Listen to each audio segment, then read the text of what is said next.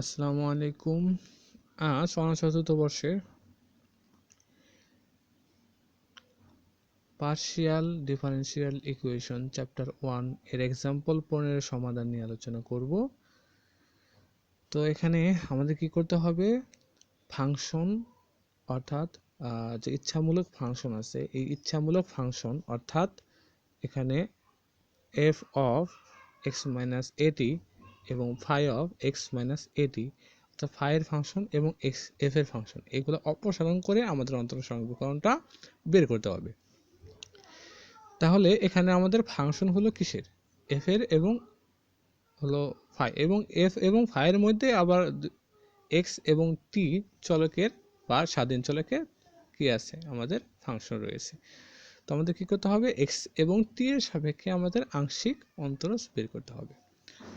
তো আমরা কি করব, এক নংকে এক্স এর সাপেক্ষে আমরা অন্তরজ করব, এক্স এর সাপেক্ষে এক নংকে এক্স এর সাপেক্ষে আংশিক অন্তরজ করব।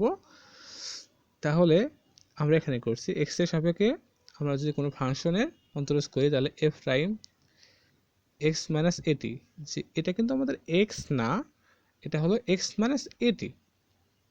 তাহলে এটাকে যদি আবার আমরা এক্স এর সাপেক্ষে আংশিক অন্তরজ করি তাহলে এটার মান হয় 1, কেননা এক্স এখানে হলো চলক আর টি এখানে হলো আমাদের কনস্ট্যান্ট। তাহলে এক্স মাইনাস এটি এখানে মান হয়ে যাবে 1।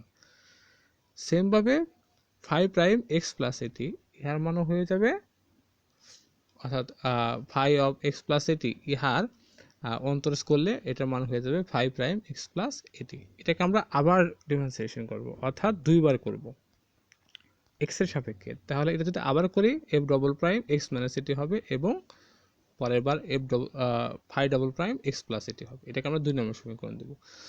যেহেতু এক্স এবং টি চলকের ফাংশন, তাহলে আবার টি এর সাপেক্ষে আমরা পর্যায়ক্রমে দুইবার কি করব, আংশিক অন্তরজ করব। তাহলে একবারে করলে আমরা দেখি এখানে, তো এখানে আমাদের কি হবে, টি এর সাপেক্ষে করতে হবে। তাহলে এফ প্রাইম হবে আগের মতোই এফ প্রাইম এক্স মাইনাস এটি।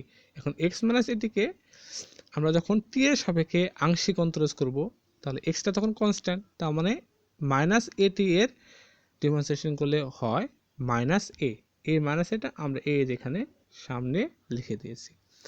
সেমভাবে ফাই অফ এক্স প্লাস এটি এর আংশিক অন্তরজ করলে এর মান হয় হলো কত, ফাই, এটা একটা প্রাইম হবে, ফাই প্রাইম এক্স প্লাস এটি হয়।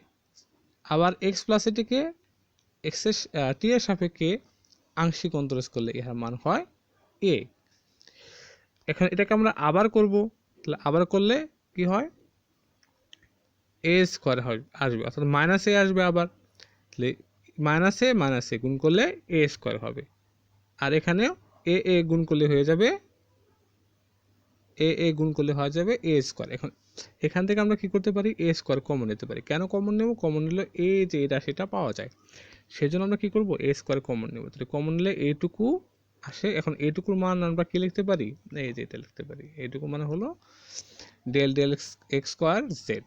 তাহলে আমরা এটার মানটা এখানে বসিয়ে দিয়েছি। এটাই হলো আমাদের নির্ণয় আংশিক অন্তরজ, যা আমাদের প্রশ্নে বের করতে বলছে। ধন্যবাদ।